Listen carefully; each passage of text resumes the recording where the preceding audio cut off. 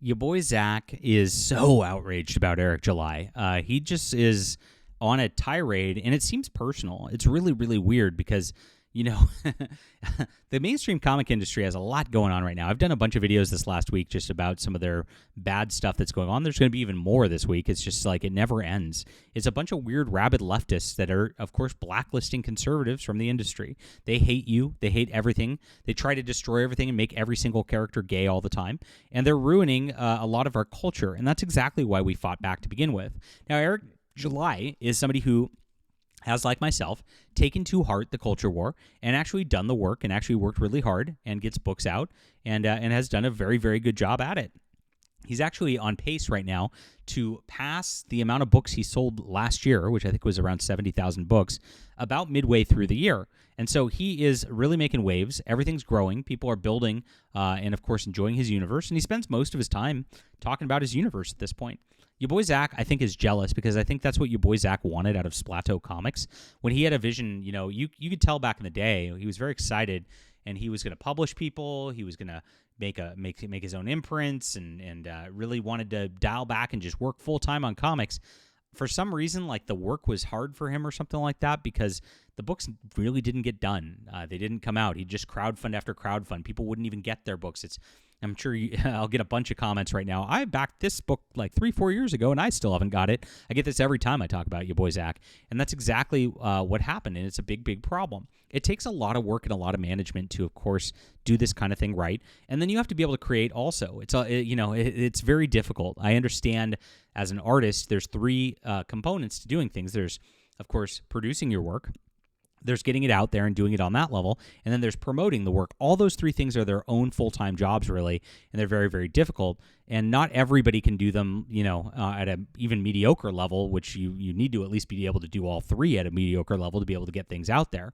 And even if you're excellent at one, if you're bad at the other two, it's just like you don't have a good business. And so your boy Zach was terrible at logistics, and that's where it went. He actually had the sort of charisma down to where he had a marketing machine here with his channel, and that's why we cover it. That's why it's so sad, because this could have been something beautiful for the culture war, where your boy Zach could have been doing what Eric July is doing and what I'm doing, and he just blew it. But now he's just obsessed with tearing down anybody who's actually doing what he promised back in the day.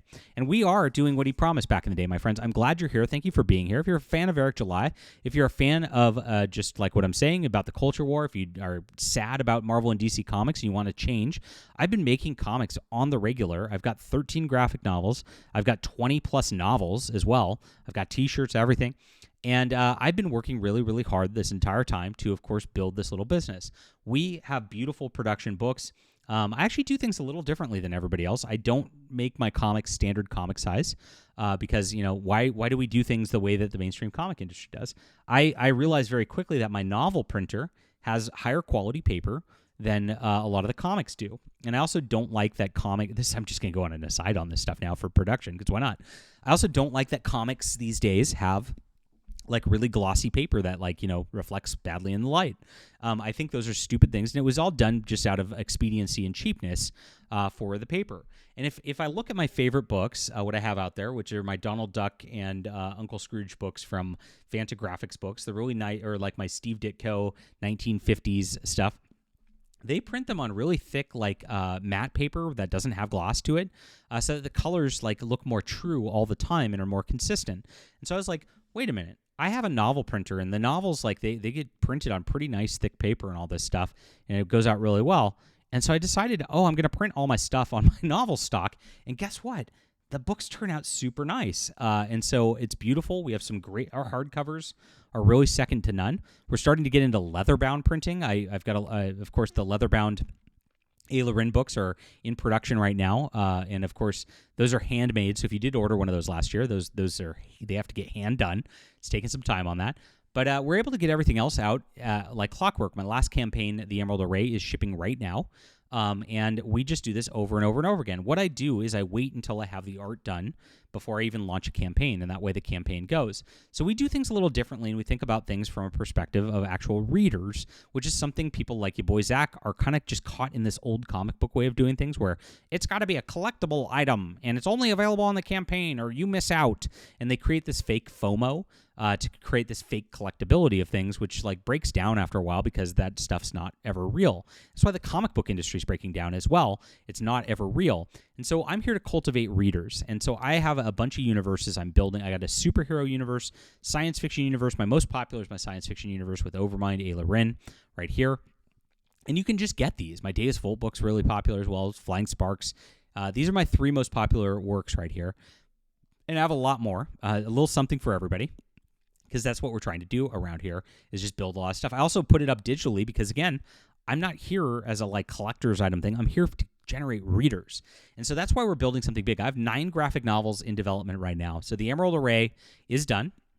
That's shipping. It's not going to be up on my web store right now because I'm waiting for my backers to get things first before I put it out to the public because that's the right way to do things. Then that's going to be out, and we're going to have Ayla Rin book 3 this year. We've got 9. I've got Deus Volt 2 in the works. I've got another sci-fi in the works called AI Wars. I've got a superhero team book called Strike Force Ultima in the works, and so all this stuff is building right now. I've got another sci-fi book in the Ayla Rin universe called Battle Emperor in the works. 9 graphic novels just going and going and going, so we could bring this stuff to you. And you can see this is why Ya Boi Zack is scared of people like me. Now, Eric July has critical mass and has a critical fan base big enough to where it pisses off Ya Boi Zack, because he's bitter about it. For whatever reason, Ya Boi Zack is like scared of like advertising me, I guess, so he doesn't mention us over here. But we're doing exactly what Eric's doing at a big level and doing very, very well. And it's pretty cool. I'm actually moving around 1,000 books a month on Amazon. It's not on a crowdfund campaign, so it's like they don't see it.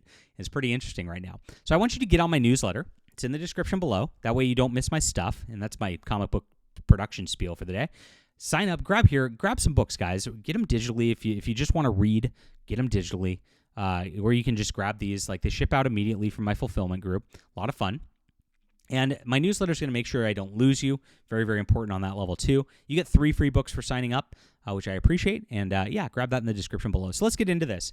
So if you look at Ya Boi Zack's feed over the last couple of days, Eric July, Rippaverse. Okay, now we'll go back to this other stuff. Eric July's grand vision for the comic book industry. Like Rippaverse, misprinted comics deliver on time, blah, blah, blah, blah, blah. So, Rippaverse had a misprint on one page, and it's not that big of a deal. It happens quite a bit. I've got so many misprinted comics from Marvel and DC Comics, I can't even count. I still read most of them and still don't care most of the time. Sometimes it affects things. I've got an omnibus where multiple pages got double printed, and it's like, there's a $150 omnibus from Marvel Comics. And it happens from time to time, especially the more product you get, it just goes out like that. Now, I try to do my best I do review the proofs every single time for my campaigns and try to make sure things are in order. And if I see problems, I try to redo things and reformat things. And most people do that, and I'm sure Eric's team does that as well. But, things happen sometimes, and this is the deal. And so it's not a big deal. And Eric July, I think, is way overcompensating for this. He's sent out an email saying that he's going to give 60% off of any order to anybody who ordered it, just as a deal. I've never seen anybody like Marvel or DC do that. I honestly would have just said, sorry, it's a misprint. We'll do better on the next one, and let it go. But it's just crazy how much he bends over backwards for his customers. And for people like Ya Boi Zack, it's like all he sees in this is I have to just jump on this guy and just try to get him, right? Because he's so bitter because his stuff's failing at this point. While, people who are doing the work and getting things done are doing well. Ya Boi Zack's still like major projects behind, and, people are not coming in on his stuff anymore, and he's upset about it. So it's really weird.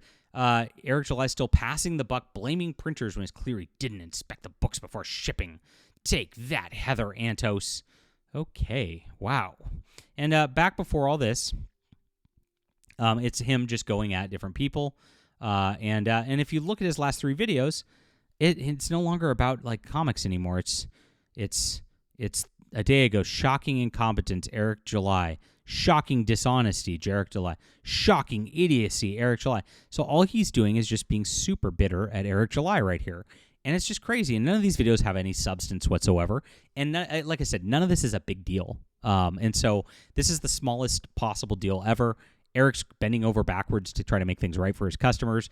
It's really, really silly to even go on this level at this. Like, it's just shockingly dishonest of Ya Boi Zack, because the onus here is honestly, he's just bitter and angry, and that's all it comes down to.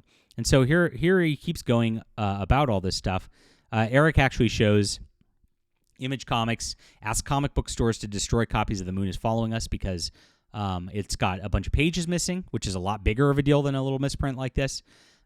Eric July is a gaslighting POS. Nobody said that a single instance of a misprint is a big deal. Actually, nobody. This is what they always do. Nobody said this. Actually, like, Eric July's got such like obsessive haters that are just on him all the time. They act like the world is falling over this. If you see what's going on X with like the people around Comicsgate and Dix Masterson and the like, they act like Eric July just like opened up a gas chamber and started like throwing people inside over a misprint. Yes, they do act like that. It's really, really crazy. And the fact that the response is so crazy is probably why Eric's actually doing so much for the customers on this.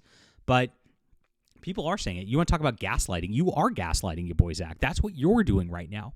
The point is Eric lies about it. Then he continues to lie about it. Then he misprints issues twice in 3 months, even though he's got a warehouse and his own distributor, and there were multiple opportunities both times to expect the books, except they didn't. It's like, holy crap. Image also makes good comics for the most part, while Rippaverse makes unreadable dog shit.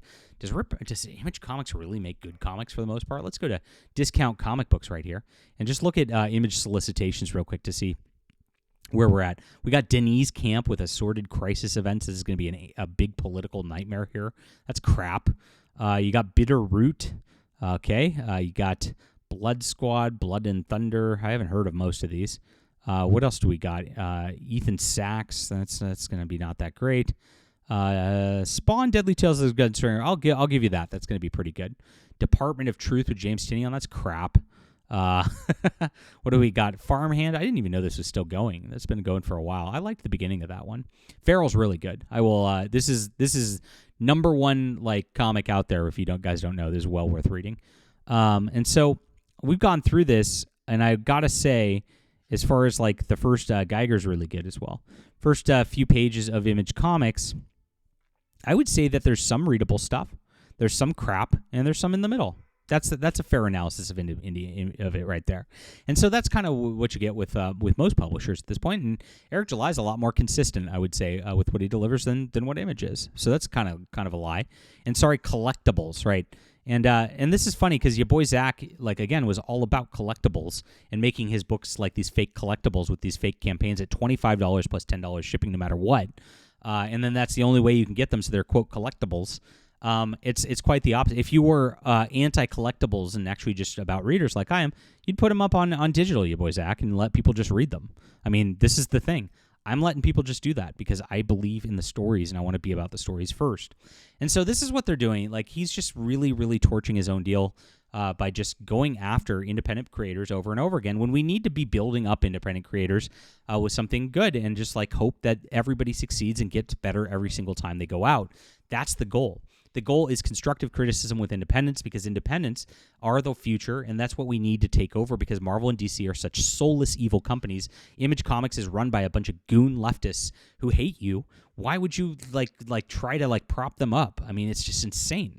But this is where we're at these days. Ya Boi Zack used to be a champion, and now, unfortunately, he's kind of just fallen off. And he's lost another 100 subscribers. Every single time I make a video, it's at least 100 subscribers, it seems like, because people do not agree with what he's doing right here. People want him to stop, as he used to say all the time. And it's really, really sad. Instead of just like, if he doesn't want to do YouTube anymore, doesn't want his channel to go anymore, why doesn't he just stop? Why is he intent on just burning himself down? I don't know. It's not hurting Eric. Eric's not dead. Like, all Eric's getting out of this is some free publicity from you, Ya Boi Zack, while you're looking completely unhinged. And, it's really, really sad. All right, leave a comment down below with what you think about this. Please, guys, sign up for my newsletter. So important.